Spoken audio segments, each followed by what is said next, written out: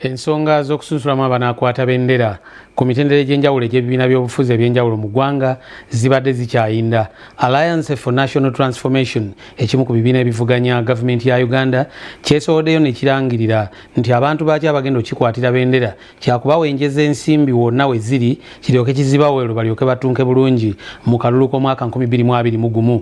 E Fort Portal eyo baalese nga abaayo bafumbya miyagi bwe baawulidde bino. Ate ekyo ekibiina kya National Resistance Movement ekiri mu buyinza mu district y'e Mukono naye abaayo beekubyekubye ne bakuŋŋaana basale entotto ku bizibu ki ebiri mu kibiina kino nga beetegekera akalulu keekamu.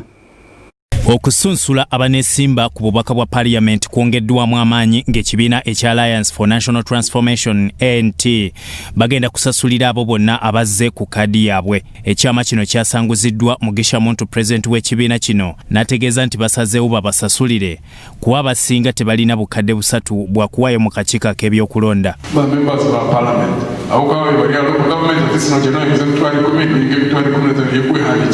It is easy that you can get, and the party has made a decision.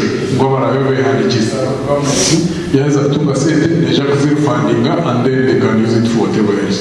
Mukaweefube y'omu asomesezza abaweereddwa kaadi y'ekibiina ku ngeri ey'okuwenjamu akalulu. Learn people when you are standing on what is right. That's the only way we salvage our situation, salvage our people.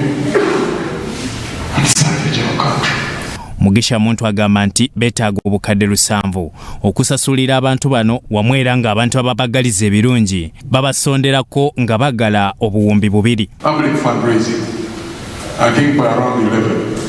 So it's pamphleted neyoleka platforms ez'abantu abakwemera kuhagira ekibiina specifically at this point in time ssente za donation.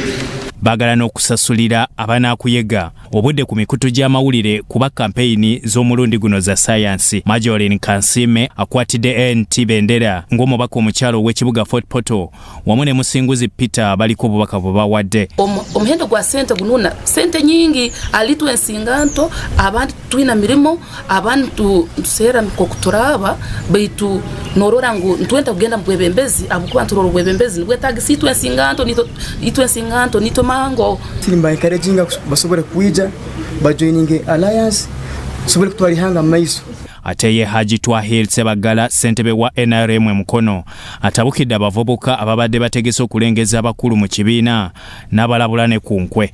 Kati buli lwenda bw'omuntu bwe nti mulabamu emitima ebiri nga guno ogumu ogulaba guli mu yero ate guli ogulaba mu green ogulaba mu red n'webuuza omuntu ono lwaki amala nnyo obudde ng'ajjudde enkwe. Ku mukolo guno kwetabiddwako n'ebikonge ebiwerako kuva mu kibiina kya NRM. Enkola yange ngenda kutandika kye bayitaka kuyege okufefeta akalulu owatali kusosola muntu n'omu wadde baba batongozeza mu pati naye ekikulu candidate kyekikulu. Ate ye Minisita Ronald Kibuule omubeezi ow'amazzi ne Minisita Kiwanda Suubi omubeezi ow'ebyobulambuzi batandise ku kaweefube ow'okuwenja akalulu ka President Museveni nga bamutandikidde Mukono. Bwemba temulina message muba mutumalira ebiseera mutuuka katuuti enaremoye mbeewo obewo okoleki mutubuulire biki bye mugenda okukola.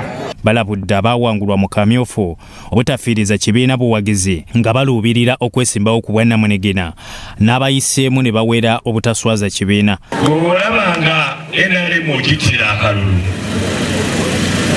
tiramutuukere tuleko kyetukuyiiza. Era njagala okwebaza bannamukono olw'okunteekamu obwesigwe ne bakkiriza nti mbakiikirire mu kisanja kigenda okujja. Omulimu gwe mmanyi tugenda kukola n'obwesimbu. Bikuŋŋaanyiziddwa ekitongole ky'amawulire ekya Salt Television.